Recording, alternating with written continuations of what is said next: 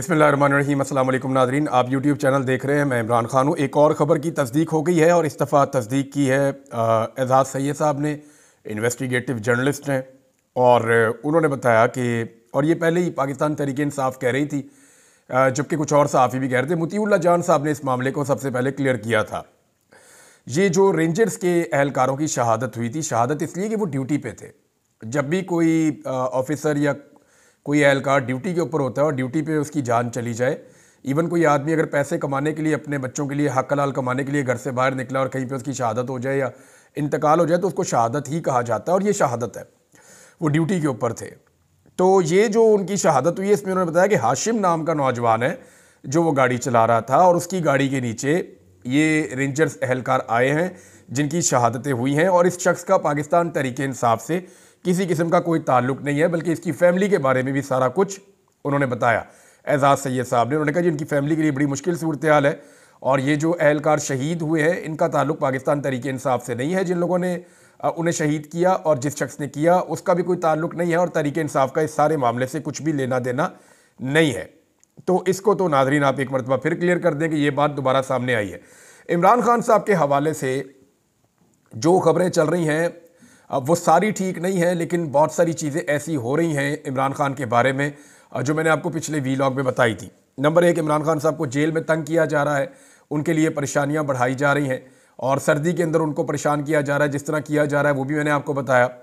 दूसरा, इमरान खान साहब को जेल से शिफ्ट करने की तैयारी की गई है। किसी वक्त भी उनको जेल से शिफ्ट किया जाएगा, हो सकता है आज किया जाए, कल किया जाए, लेकिन इमरान खान साहब को ये फैसला हो गया है कि अडियाला जेल से निकालकर कहीं और शिफ्ट किया जाएगा। क्या उन्हें मिलिट्री कोर्ट में ले जाएंगे, फौज अपनी कस्टडी में ले जाएगी, या किसी और जेल में भेजा जाएगा, या कुछ और इंतज़ाम किया जाएगा, इसके बारे में अभी कुछ नहीं कह सकते। लेकिन कुछ किरदार हैं जो वक्त गुजरने के साथ साथ सामने आ रहे हैं कि उन्होंने सारा खेल कैसे खेला। होना तो ये चाहिए कि अभी तक पाकिस्तान तहरीक इंसाफ को चंद चीज़ें करनी चाहिए थी। नंबर 1, उन्हें अस्पतालों में जाना चाहिए था, रिकॉर्ड इकट्ठा करना चाहिए था, उन्हें अपने लोगों का पोस्टमार्टम करवाना चाहिए था। ये दोनों चीज़ें उन्होंने नहीं करवाई। तहरीक इंसाफ को प्रॉपर तरीके से अपना डाटा देना चाहिए था। अभी तक वो मुकम्मल तौर पे कामयाब नहीं हुए। सिर्फ सोशल मीडिया के ऊपर तहरीक इंसाफ के चंद जिम्मेदारान हैं जो एक एक करके इकट्ठा कर रहे हैं डाटा और वो दे रहे हैं। इसके अंदर देखिए, उनके पास एक पूरी सूबाई हुकूमत है, उसने किसी किस्म की कोई कार्रवाई नहीं की। अली अमीन गंडापुर गए, जाके जख्मियों से मिले, लेकिन अली अमीन गंडापुर साहब का किरदार क्या है इसके बारे में मैं आपको एक पूरी ऐसी चीज़ बताने लगा हूँ कि ऐनी शाहिद है जो मखसूस वक्त तक अली अमीन गंडापुर की गाड़ी के साथ रहा। ये शख्स जब डी चौक से फायरिंग हुई तो ये शख्स डी चौक से भागा। इसने मुझे पश्तो में सारे मैसेजेस भेजे, मैंने सारे मैसेजेस को ट्रांसलेट किया है और इसने कहा कि मैं कुरान पाक पे हलफ देने के लिए भी तैयार हूँ कि जो बात मैं कह रहा हूँ, ये शख्स काफ़ी डरा हुआ है। इसने कहा कुरान पाक पे हलफ देने के लिए तैयार हूँ कि जो कह रहा हूँ वो बात 100% दुरुस्त है, जो मैंने देखा वो मैं एज इट इज़ बयान कर देता हूँ। वो कह रहे जी जब फायरिंग शुरू हुई तो बहुत तेज़ फायरिंग हो गई थी और सब लोग हवास बाख्ता हो गए थे, लोग भागना शुरू हो गए, हम भी भागना शुरू हो गए, लाइटें बंद थीं। भागते हुए जो है सीएम की गाड़ियाँ हमारे करीब आई, सीएम साहब वहाँ से निकल रहे थे, वहाँ से भाग रहे थे, तो मैं एक गाड़ी पे लटक गया इनके पीछे। मैंने मुंह के ऊपर वो कपड़ा वगैरह लपेटा हुआ था और बहुत सारे और लोग हैं जिन्होंने लपेटे हुए थे। सीएम के अपने गार्ड्स जो है उन्होंने भी कपड़े लपेटे हुए थे कुछ ने। उन्होंने कहा जी मैं वहाँ से सीएम की गाड़ी के पीछे लटक गया और गाड़ी बहुत तेज़ चला रहे थे वो। और थोड़ी देर के बाद एक और गाड़ी देखी जो पहले मुझे नहीं पता था, बाद में पता चला कि ये उमर अयूब साहब की गाड़ी है और इनकी गाड़ी भी साथ ही सीएम खैबर पख्तूनख्वा की गाड़ी के साथ निकल रही थी।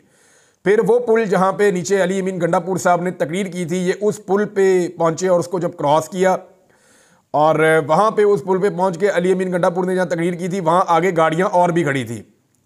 वहाँ जनाब वो कहते जी गाड़ियाँ रोकी और पुल के ऊपर से गाड़ियाँ आगे लेकर गए और तेज़ी से एक ब्रेक मारी तो एक सिक्योरिटी का जो लड़का था जो गंडापुर साहब की सिक्योरिटी में था, गाड़ी उसको भी जाकर लगी लेकिन वो बच गया।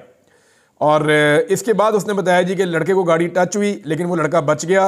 अली अमीन उतरकर फ़ौरन दूसरी गाड़ी में गए जिस गाड़ी में उमर अयूब और बुशरा बीबी मौजूद थे, यानी दूसरी गाड़ी थी उसमें बुशरा बीबी और उमर अयूब दोनों पहले से मौजूद थे। अली अमीन गंडापुर साहब उतरे और उस गाड़ी के अंदर जाकर बैठ गए। इन्होंने वहाँ से गाड़ियाँ भगाई और गाड़ियाँ उन्होंने भगाई और आगे एक जगह पहुँचे तो रास्ता बंद था, यानी पुल के दूसरी कोने पे गए, उस तरफ जाके देखा तो वह रास्ता बंद था और वो रास्ता खुला हुआ नहीं था। तो बुशरा बीबी उस वक्त गाड़ी से बाहर निकल आई और उन्होंने कहा कि तुम कहाँ जा रहे हो, क्यों वापस जा रहे हो, किधर को जा रहे हो, वापस नहीं जाना। तो जो गाड़ी थी उसकी सिक्योरिटी के लिए जो लोग साथ गाड़ी के लटके होते हैं वो ऊपर चढ़े होते हैं, जैसे इमरान खान साहब की गाड़ी के ऊपर भी आपने देखा होगा। तो उनमें से एक बंदा जो है उसने बुशरा बीबी के कंधे पे हाथ रखा और उसने कहा कि आप गाड़ी के अंदर बैठें, और इसने ये भी बताया कि बुशरा बीबी रो रही थी और वो रोते हुए पूछ रही थी कि तुम किधर जा रहे हो, क्यों जा रहे हो और यहाँ से क्यों भाग रहे हो। तो गाड़ी के ऊपर जो बंदा था उसने बुशरा बीबी के कंधे पे हाथ रख के कहा कि बैठ जाओ गाड़ी में, और उन्होंने ज़बरदस्ती की और उन्हें गाड़ी में बैठा दिया। वो फिर दोबारा गाड़ी से निकली। थोड़ी देर के बाद जब दोबारा गाड़ी से वो निकली और उन्होंने चीखना शुरू किया तो उसी सिक्योरिटी वाले ने उनके मुंह पर हाथ रख के कहा कि तुम चुप हो जाओ। किसी ने वीडियो बनाने की वहां पे कोशिश की, ये भी उस बंदे ने बताया, तो सिक्योरिटी वालों ने उसे वीडियो बनाने से रोक दिया। और एक जगह फिर दोबारा गाड़ी रुकी तो तीसरी मरतबा, क्योंकि रास्ते में रुकावटें भी थी, तो तीसरी मरतबा बुशरा बीबी ने निकल कर शोर मचाया, मगर गार्ड ने उन्हें उसी तरह मुंह पर हाथ रख के गाड़ी के अंदर डाल दिया।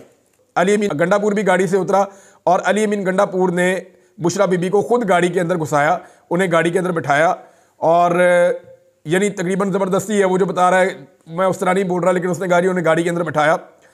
और वो ये कह रहा है कि मैं वहाँ से फिर सामने कुछ पंजाबी लोग जा रहे थे, पंजाब से आए हुए, कहता है मैंने वहाँ जाके शोर मचाया कि अली अमीन गंडापुर ज़बरदस्ती बुशरा बीबी को लेकर जा रहे हैं और ये ज़बरदस्ती ले जाया जा रहा है, वो नहीं जाना चाह रही, और मैं कुरान पर भी इसका हलफ देने के लिए तैयार हूँ। वो बार बार कह रही थी कि तुम लोग क्यों भाग रहे हो, तुम लोग क्यों भाग रहे हो, तुम लोग यहाँ पे रुको, लेकिन उसके बाद ये लोग वहाँ से निकल गए। अब अली अमीन गंडापुर साहब ने ये ख्वाहिश का इजहार भी किया उस दिन पॉलिटिकल कमेटी की मीटिंग में कि बुशरा बीबी ये स्टेटमेंट दे दें कि बुशरा बीबी जो है उनको ज़बरदस्ती मैं नहीं लेकर आया, लेकिन बुशरा बीबी ने वो स्टेटमेंट देने से इनकार कर दिया। और पॉलिटिकल कमेटी की मीटिंग में बुशरा बीबी ने ये कहा कि मैंने जो बात करनी होगी वो मैं इमरान खान के सामने कहूँगी, क्योंकि बुशरा बीबी के लिए अब सिचुएशन ये है कि उन्हें गिरफ्तार करवाया जा सकता है और ये ऐन मुमकिन है कि उन्हें आने वाले दिनों में गिरफ्तार करवा दिया जाए, क्योंकि बुशरा बीबी गिरफ्तार होंगी तो मामला जो है वो टलेगा। उनके पास जो है वो पूरी कहानी है। अगर वो इमरान खान साहब से मिली और जाके उन्होंने सारी सच्चाई इमरान खान साहब को बताई कि किसने क्या किया और किसका क्या किरदार था और कारकुनों के साथ कैसे धोखा हुआ, तो ये सारी चीज़ें खुल जाएंगी। अब इसमें जो है वो बुशरा बीबी साहब को कभी डराया जाता है उन्हें नैब के केसेस से कि आपके ऊपर नैब का केस चढ़ जाएगा और नैब आ रही है आपको गिरफ्तार करने के लिए। ये खबरें भी आ रही हैं, अभी नैब ने तरदीद कर दी, हम खैबर पख्तूनख्वा जो है वो वज़ीर आला हाउस में नहीं गए, लेकिन पहले ये रिपोर्ट हुआ था कि वो वहाँ पे आए, उन्होंने आके बुशरा बीबी का पूछा, लेकिन अब ये रिपोर्ट हो रहा है कि वो कह रहे हैं हम वहाँ पे नहीं गए।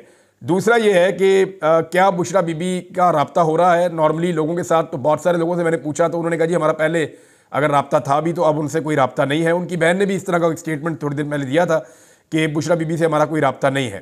तो अब ये मामला वो है और उतना ही है जितना मुझे एज इट इज़ एक बंदे ने बताया, और इस बंदे का कोई ताल्लुक इस हवाले से नहीं है कि इसका कोई फ़ायदा या नुकसान हो इसमें। यानी उसने जो देखा उसने हलफ लिया और उसने कहा जी मैं आपको एग्जैक्टली वही बताऊंगा जो मैंने देखा, ना इससे ज़्यादा कुछ ना इससे कम कुछ। गाड़ी में क्या बात हो रही थी मुझे नहीं पता, अगर अंदर कोई बात किसी और तरह हो रही थी मैं नहीं जानता, लेकिन बुशरा बीबी ने 3 मरतबा शोर इस बात पे मचाया कि भाग क्यों रहे हो, जा क्यों रहे हो, किधर जा रहे हो, वापस चलो और मुझे उतारो गाड़ी से। तो उनको फिर वो ज़बरदस्ती लेकर गए, लेकिन उमर अयूब ने इसके ऊपर प्रोटेस्ट किया कि ये सलूक जो है बुशरा बीबी के साथ ये मुनासिब नहीं है। बहरहाल अब देखें, ये उमर अयूब, अली अमीन गंडापुर वो उस रात फिर इकट्ठे ही थे, फिर अगले दिन उन्होंने एक साथ एक प्रेस कॉन्फ्रेंस भी की है, लेकिन जो मुझे एज इट इज़ बताया उस बंदे ने जो एनी शाहिद था मैंने वो आपको बता दिया है। और जब मैंने पॉलिटिकल कमेटी के अंदर से कुछ सोर्सेज से इंफॉर्मेशन ली तो उन्होंने कहा कि अली अमीन गंडापुर साहब ये साबित करना चाहते हैं, उनको इस बात की बड़ी परेशानी है कि किसी तरह ये मैं साबित कर दूं कि बुशरा बीबी को उस रात में ज़बरदस्ती नहीं लेकर गया था। इसके लिए वो बुशरा बीबी की गवाही दिलवाने की कोशिश भी कर रहे थे, लेकिन बुशरा बीबी ने वहाँ पे ऐसी गवाही नहीं दी। अब इमरान खान साहब की सेहत के हवाले से जो खदशात हैं और उनकी सूरत हाल के हवाले से जो खदशात हैं कि उनको वहाँ से शिफ्ट किया जाएगा, कहीं और ले जाया जाएगा, तो इसके लिए दोबारा से इस्लामाबाद में जो है वो एक्टिविटी शुरू कर दी गई है। इस्लामाबाद में क्रैकडाउन हो रहा है, पंजाब में क्रैकडाउन हो रहा है, बलूचिस्तान में ये पहली दफ़ा हो रहा है। वहाँ के लोगों ने मुझे बताया कि वहाँ पे जो शोहदा थे उनकी फातिहा कहने के लिए जो लोग आ रहे हैं उनको भी रोका जा रहा है। पुलिस जो है वो मुकदमे दर्ज कर रही है, जो शहीद हुए हैं लोग उनके घर वालों के ऊपर भी। और पहले BBC ने पोल खोला था, कुछ आलमी मीडिया, अल जज़ीरा है, द गार्डियन है, बाकी मीडिया ने पोल खोला था। अब जो है वो इंडिपेंडेंट उर्दू की एनी शराजी हैं, उन्होंने भी सानिया डी चौक का पोल खोल दिया है। कम से कम 10 शोहदा का उन्होंने कंफर्म किया कि वो डी चौक में शहीद किए गए, और उन्होंने बताया कि 110 अफराद ऐसे हैं जो ज़ख्मी हुए, जिनको गोलियां लगी और उन्हें अस्पतालों में पहुंचाया गया। अस्पतालों में इमरजेंसी की सूरत हाल थी और अस्पतालों में कर्फ्यू लगा हुआ था। अस्पताल जो है वो पूरी तरह से फॉलो नहीं कर सके प्रोसीजर को जैसे वो करते हैं। अब इस्लामाबाद में एक और चीज़ हुई है नाज़रीन, वो मुझे आपके साथ शेयर करनी है और ये बहुत इंपॉर्टेंट है। इस्लामाबाद में सहाफ़ियों की एक बैठक हुई है और ये वो सहाफ़ी इकट्ठे हुए हैं जो उस रात वहाँ पे मौजूद थे डी चौक में, जिन्होंने ये गोली चलती हुई देखी है, जिन्होंने जख्मियों को उठा के अस्पताल ले जाते हुए देखा है, जिन्होंने लाशें वहाँ पे देखी हैं। अब इसमें जो है उन तमाम सहाफ़ियों ने अपने अपने नोट्स इकट्ठे किए। अब यहाँ पे तकरीबन दर्जनों के करीब सहाफ़ी मौजूद थे। इनमें ज़्यादातर वो हैं जो सोशल मीडिया के ऊपर जर्नलिज्म करते हैं। तो ये जो दर्जनों सहाफ़ी वहाँ पे मौजूद थे, इन्होंने अपने अपने नोट्स शेयर किए कि मैं फ़लाँ जगह पे था, मैंने ये देखा। दूसरे ने कहा जी मैं फ़लाँ जगह पे था, मैंने ये देखा। तीसरे ने बताया जी मैं फ़लाँ जगह पे था। खातून सहाफ़ी उन्होंने कहा जी मैं इस जगह पे थी, मैंने ये देखा। तो इन्होंने लाशें अपनी तरफ से काउंट की कि जी मैंने इस तरह के कपड़ों में इस तरह का एक बंदा इस इलाके का वो लगता था, उसको मैंने देखा, उसकी डेड बॉडी थी। किसी ने बताया मैंने 2 डेड बॉडीज देखी, किसी ने कहा मैंने 3 डेड बॉडीज देखी। और जब इन्होंने अपने नोट्स शेयर किए, अब कई दफ़ा ऐसा होता है कि एक ही सहाफ़ी ने 2-3 सहाफ़ियों ने एक ही डेड बॉडी देखी होती है, तो इन्होंने वो कंफर्म किया कि चोट किस जगह पे, यानी जो इनका क्राइटेरिया था वो ये था कि गोली किस जगह पे लगी थी, उसने कपड़े किस रंग के पहने थे, उसके साथ किस तरह के लोग थे, उसकी डेथ हो चुकी थी या वो मरने के करीब था, और यानी जितनी सारी चीज़ें इकट्ठी की और किस जगह पे आपने ये देखा। तो जब इन्होंने डाटा इकट्ठा किया तो सहाफ़ी इस नतीजे पर पहुंचे कि उन्होंने खुद अब तक 17 लाशें सिर्फ सहाफ़ियों ने देखी हैं। इसके अलावा कुछ और डाटा जब उन्होंने कलेक्ट किया तो उनका अंदाज़ा है कि लाशें 20 से ज़ायद हैं। यानी मुझे एक सहाफ़ी ने बताया कि हमने हमारे एस्टीमेट के मुताबिक 25 के करीब लोग वहाँ पे शहीद हुए हैं। ये जनाब जो सहाफ़ियों ने अपनी एफर्ट की है, इसके ऊपर वो एक कम्प्रीहेंसिव काम कर रहे हैं। आने वाले दिनों में वो आपके सामने आ जाएगा कि किस सहाफ़ी ने क्या देखा। इसके ऊपर पूरी एक रिपोर्ट बन रही है, पूरी एक डॉक्यूमेंट्री बन रही है, इस पर काम हो रहा है कि जिस जिस सहाफ़ी ने जो जो देखा वो उसको रिपोर्ट करेगा। और जो 12 पाकिस्तान तहरीक इंसाफ ने नाम दिए कि ये हमारे शहीद हो चुके हैं, वो 12 इनमें कवर हो जाते हैं। यानी सहाफ़ियों ने बताया कि ये जो नाम आए हैं ना, ये शक्लें जो हैं, इनमें से इनको हम पहचान रहे हैं और इसको मैंने देखा था, दूसरे ने कहा इसको मैंने देखा था, तीसरे ने कहा इन 2 को मैंने देखा था, तो तीसरा चौथे ने कहा जी मैंने भी इनको देखा था। तो इस तरह उन्होंने उन 12 बंदों को कंफर्म किया सहाफ़ियों ने कि बिल्कुल ये 12 बंदे पाकिस्तान तहरीक इंसाफ के और ये इस साने के अंदर शहीद हुए। अच्छा, इनमें जो कुछ लोग हैं वो 26 नंबर चुंगी पे भी शहीद हुए हैं पाकिस्तान तहरीक इंसाफ के। वो डाटा जो है उसको भी इसके साथ मिलाकर देखेंगे। उनका ये कहना है कि 25 के करीब लोग, हमें शुबा है, सहाफ़ियों ने कहा कि वो शहीद हुए क्योंकि जहाँ पे बहुत ज़्यादा फायरिंग हो रही थी, जहाँ पे बड़ी खौफनाक सूरत हाल थी, वहाँ पे हम जा नहीं पा रहे थे और वहाँ पे हमें इस बात का खतरा था कि हमें भी गोलियाँ लग जाएंगी। हमने सिर्फ वो लाशें देखी है जो साइडों पे थी और मैंने सिर्फ वो लाशें देखी है जिनको वहाँ से मुंतकिल करने की कोशिश की जा रही थी। बहरहाल ये आने वाले दिनों में जब एक डॉक्यूमेंट्री बनाएंगे तो चीज़ें क्लियर हो जाएंगी। नाज़रीन, मुतीउल्लाह जान साहब जो हैं वो भी लाशों के ऊपर काम कर रहे थे, इस सारी सूरत हाल को देख रहे थे। अल्हम्दुलिल्लाह उनकी ज़मानत हो गई है और रोपकार जमा होने के बाद उन्हें रिहा कर दिया गया है। अब तक की इतला के मुताबिक ये सहाफ़ियों ने रिपोर्ट किया इस्लामाबाद से कि मुतीउल्लाह जान साहब रिहा हो गए हैं। ये बड़ी अच्छी खबर है हमारे लिए, सबके लिए, कि उनको पहले गायब किया गया था, लेकिन जितनी ज़ोरदार तरीके से इस्लामाबाद में सहाफ़ियों ने, वकला ने और सिविल सोसाइटी ने और इसके अलावा ह्यूमन राइट्स की तंजीमों ने, पाकिस्तान के अंदर और पाकिस्तान के बाहर तंजीमों ने जिस तरह आवाज़ उठाई है, उसके बाद मुतीउल्लाह जान साहब को अगवा रखना मुमकिन नहीं रहा, जबरी लापता करना मुमकिन नहीं रहा। वो फिर उसके बाद बाजियाब हो गए, लेकिन वो पुलिस के पास मिले। अब वहाँ से भी उनकी बेल हो गई है और मुतीउल्लाह जान साहब जो हैं वो अपने घर पहुँच जाएंगे और उसके बाद वो अपना रूटीन का काम शुरू करेंगे। ये तो है जी मुतीउल्लाह जान साहब का। शाकिर रवान साहब का देखें, हम सबको ना सिस्टम की ये गलतफहमी दूर करनी चाहिए कि अगर हमारे में कोई सहाफ़ी गरीब है, हमारे में कोई सहाफ़ी जो है उसके ज़्यादा बड़े लोगों से ताल्लुकात नहीं है, उसके सियासतदानों से ताल्लुकात नहीं है, उसके जनाब ब्यूरोक्रेसी में वकला से, बहुत बड़े बड़े लोगों से, NGO से उसके ताल्लुकात नहीं है, पाकिस्तान के बाहर जो लोग हैं उनके साथ उसके ताल्लुकात नहीं है, इस्लामाबाद के बड़े सहाफ़ियों से उनके ताल्लुकात नहीं है, तो फिर उस आदमी को एजेंसियां नहीं छोड़ेंगी या उसको अपने पास रखेंगी। ये गलतफहमी हमें दूर करनी चाहिए। अब शाकिर रवान गरीब आदमी है, थोड़ा अर्सा पहले उससे नौकरी भी छीन ली। मुझे अच्छी तरह याद है, उसने मुझे फ़ोन किया कि इमरान भाई मामला ये है कि मेरी नौकरी जा रही है। तो मैंने कहा क्या हुआ? उसने कहा जी बात यह है कि मेरा इदारा मुझे कह रहा है कि आप ट्विटर के ऊपर जो चीज़ें लिखते हैं वो लिखना छोड़ दें। मैंने कहा जी वो आप लिखते हैं, आप उससे मुतमईन हैं? उन्होंने कहा जी मैं लिखता हूँ, बिल्कुल ठीक लिखता हूँ, अपनी ईमानदारी के साथ लिखता हूँ, मैं उससे मुतमईन हूँ, मैं उसको लिखना नहीं छोड़ूंगा। ये मुझे शाकिर रवान साहब ने कहा।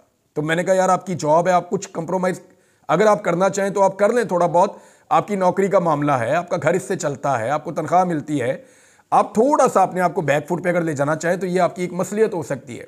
उन्होंने कहा जी मैंने काफ़ी कोशिश की है, मैंने बहुत ज़्यादा अपने आप को कंट्रोल किया, लेकिन वो एक के बाद एक स्टेप आगे बढ़ते हैं। मुझे ऐसा लगता है कि मुझे खामोश करवाना उनका मकसद है। मैंने कहा फिर आप क्या करेंगे? तो उन्होंने कहा जी मैं नौकरी छोड़ दूंगा। वो मुझे नौकरी से निकाल देंगे, मैं नौकरी छोड़ दूंगा, लेकिन मैं सच बोलना नहीं छोड़ूंगा। अब ये वो आदमी है जो कि लैंडलॉर्ड नहीं है, ये वो आदमी है जिसके पास कोई बड़ी जायदाद नहीं है, ये कमज़ोर और गरीब आदमी है जिसकी बहुत कम पहचान है। और वो आदमी जो है वो डट कर खड़ा हुआ, उसने कहा नहीं मैं सच बोलूंगा। और सच बोलने की सज़ा क्या है वो आपके सामने है। उसको अगवा कर लिया है, अब वो गरीब आदमी है, वो कमज़ोर आदमी है, और मारे देते तो गुस्सा ही बहुत आंदा है। यानी जो कमज़ोर है ये सिस्टम उसको कुचल कर रख देता है। तो वो कहते हैं ना कि जुर्म ज़ईफ़ी की सज़ा मर्ग मफाजात। वो पाकिस्तान में रूल ऑफ लॉ तो है नहीं, जितना कोई कमज़ोर हो उसके ऊपर उतना ही गुस्सा निकालते हैं। तो ये सूरत हाल मैं देख रहा हूँ कि जो शाकिर रेवान साहब के साथ हो रहा है, मेरे ख्याल में हमें ये गलतफहमी दूर करनी चाहिए सिस्टम की कि अगर कोई जर्नलिस्ट है और वो आवाज़ उठा रहा है तो हम सबको उसके लिए भरपूर आवाज़ उठानी चाहिए, उसी तरह उठानी चाहिए जैसे हम अपने लिए सोचेंगे कि अगर हमारे साथ कुछ हो तो हम आवाज़ उठाएं, या हमें हमारे लिए लोग आवाज़ उठाएं। तो ऐसे ही हम सबको मिलकर शाकिर रेवान साहब के लिए आवाज़ उठानी चाहिए। जनाब यास्मीन राशिद साहिबा से मेरी आज बात हुई सुबह, और मैंने अपनी ज़िंदगी में पहली मरतबा उन्हें इतना रंजीदा देखा। यानी उनकी आवाज़ रूहानसी थी।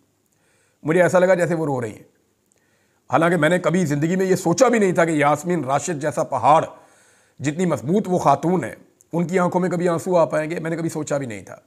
तो मैंने उनसे कहा मैडम क्या हुआ आपको? तो उन्होंने कहा बेटा बात यह है कि मैं बेबस हूँ, मैं बेबस हूँ कि मेरे बच्चे मार दिए और मैं कुछ नहीं कर सकती। यानी आज भी वो अपने लिए नहीं रो रही, वो कैंसर की पेशेंट हैं और कैंसर से लड़ रही हैं और कैद काट रही हैं बहादुरी के साथ। और जो उनका मध्य मुकाबला है, जिसको जाली फार्म 47 पे जितवाया गया था, वो दौड़ गया, बार बार दौड़ जाता है, बहाने बना के दौड़ जाता है। और ये कैंसर से भी लड़ रही हैं और उस आदमी से भी लड़ रही हैं और जीती भी हुई हैं। अब मामला ये है कि यास्मीन राशिद साहिबा ने कहा कि मैं अपने बच्चों के लिए कुछ कर नहीं पा रही। मेरे दिल में बड़ी तकलीफ है इस बात की कि मेरे बच्चों का कत्लेआम किया गया है और मैं इसे कभी नहीं भूल पाऊंगी। मैं जितना बेबस अब महसूस कर रही हूं, मैंने ज़िंदगी में कभी महसूस नहीं किया। मुझे अपनी इस कैद से सबसे ज़्यादा नफरत अब हो रही है, वो इसलिए कि मैं बाहर अपने बच्चों के लिए या उनको इंसाफ दिलाने के लिए कुछ नहीं कर पाऊंगी या कुछ नहीं कर पा रही हूँ। तो मुझे उन्होंने कहा कि बेटा मेरी आप लोगों से गुजारिश है, आप बाकी मीडिया वालों को भी कहो और जितने लोग सुन रहे हैं उन सब से कहो कि ये जो खून है ना बच्चों का, इसके ऊपर पर्दा ना पड़ने देना, इसके ऊपर बात करना, इसको रजिस्टर्ड करो, इसको हर जगह पर लेकर जाओ। इन्हें इंसाफ दिलाना अब हमारी जिम्मेदारी है, इन कत्लों के ऊपर पर्दा मत पड़ने देना। ये यास्मीन राशिद साहिबा के अल्फाज थे। मैं अभी उनसे बात कर रहा था तो उनका फ़ोन कट गया, मुझे उनसे और बात करनी थी लेकिन मैं नहीं कर पाया। जुल्म खलीलदाद का एक ट्वीट आया, वो अगले वीलॉग में मैं आपको बताऊंगा। लेकिन तहरीक इंसाफ को फौरी तौर पे इमरान खान साहब से मुलाकात का बंदोबस्त करना चाहिए। उन्होंने बहुत कोशिश की है, अदालत से अहकामात लेकर दोबारा गए लेकिन मुलाकात नहीं करवाई गई। इमरान खान साहब की सेहत के हवाले से खदशात हैं, मैंने जैसे कि आपको बताया, और उनको तंग किया जा रहा है, उनको अजियत दी जा रही है और उनको कहीं भिजवाने की भी कोशिश की जा रही है। ऐसा कोई फैसला हुआ है कि इमरान खान साहब को अब अडियाला से शिफ्ट किया जाएगा। कहाँ शिफ्ट किया जाएगा ये आपको पता चल जाएगा, लेकिन सिचुएशन इंतहाई वर्स है। ये निज़ाम हर लेवल को क्रॉस करता चला जा रहा है और जो जो चीज़ें आ रही हैं हम आपको एज इट इज़ रिपोर्ट कर रहे हैं नाज़रीन।